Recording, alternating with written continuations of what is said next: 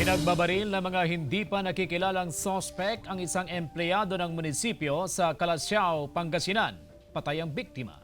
Nagka-alerto si Russell Simorio.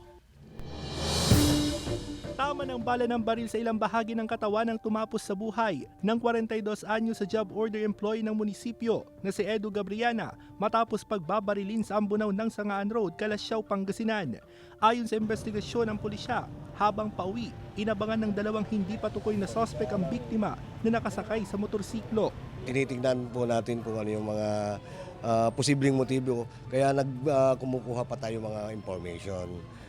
Sa ngayon, nagtatanong-tanong pa kami. Tumanggi munang magbigay ng pahayag sa harap ng kamera mga kaanak ng biktima, pero sinabi nilang blanko pa sila sa motibo sa pagpatay.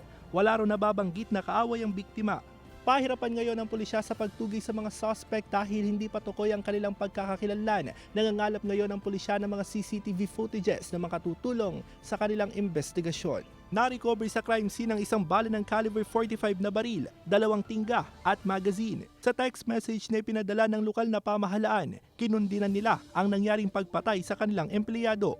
Hangad nila na mabigyan ng agarang hustisya ang pagkamatay ni Gabriana. Kasama si Daryl Peralta, ako si Russell Simorio, naghahatid ng Balitang Amianan.